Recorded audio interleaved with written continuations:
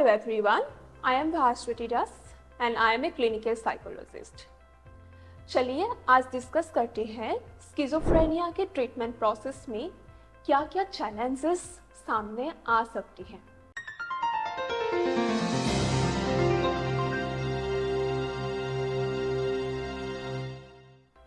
Schizophrenia एक ऐसी mental illness है जो इंडिविजुअल के thought process, emotion and behaviour को अफेक्ट करती है।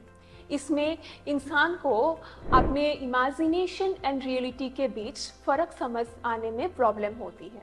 चलिए स्किज़ोफ्रेनिया के इलाज में ट्रीटमेंट प्रोसेस में क्या क्या चैलेंजेस या फिर बैरियर्स सामने आते हैं उसके बारे में डिस्कस करते हैं।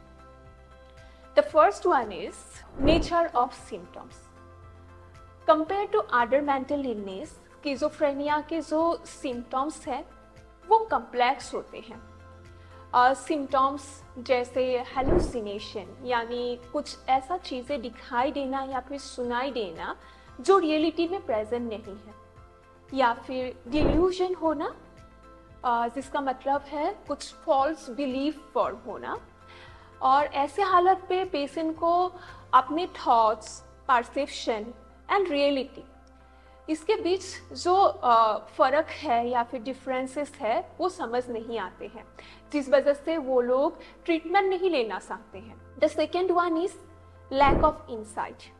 बहुत कॉमनली देखा जाते हैं कि पेशेंट के साथ साथ फैमिली मेम्बर भी ये रियलाइज़ नहीं करते हैं कि उन्हें एक साइकाट्रिक कंडीशन है, जिस वजह से ट्रीटमेंट कंटिन्यू नहीं करना चाहते हैं या फिर ट्रीटमेंट लेना ही नहीं चाहते हैं। Third one is side effects of medicine. Side effects जैसे वेट गेन होना, स्लीप इंक्रीज हो जाना, डिजीनेस रहना, इन सब के वजह से बहुत टाइम पे पेशेंट क्या करते हैं, दवा स्किप करने लग जाते हैं। देन आते हैं ट्रीटमेंट रेजिस्टेंस एंड रिलैप्स। ये दोनों भी बहुत कॉमनली देखा जाते हैं। ट्रीटमेंट रेजिस्टेंस का मतलब यह है कि पेशेंट दवा तो ले रहे हैं लेकिन उसका कुछ इफेक्ट दिखाई नहीं दे रहे हैं।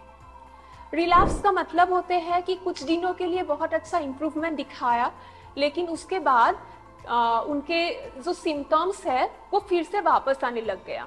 और इन दोनों रीजन के वजह से पेशेंट और उनके फैमिली मेम्बर बहुत होपलेस फील करते हैं एंड ट्रीटमेंट छोड़ देते हैं। इसके अलावा बहुत एक इम्पोर्टेंट बैरियर है, दैट इज स्टिग्मा। सोसाइटी में मेंटल हेल्थ को लेके बहुत स्टिग्मा है, जिस वजह से लोग मेंटल हेल्थ प्रोफेशनल्स के पास नहीं आना चाहते हैं।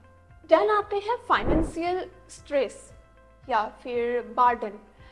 तो जैसे स्किज़ोफ्रेनिया के इलाज लंबे टाइम तक चलते हैं, लाइफ लॉन्ग चलते हैं, life long care and medication के वजह से फैमिली के ऊपर एक फाइनेंशियल बर्डन आ जाते हैं, जिस वजह से ट्रीटमेंट आधे पे ही छोड़ देते हैं और कंटिन्यू नहीं होते हैं।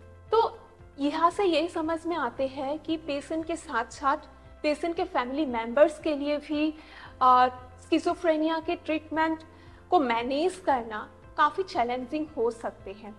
एंड इसके साथ साथ lack of understanding, awareness and society में जो स्टिग्मा है वो प्रॉब्लम को और बढ़ा देते हैं।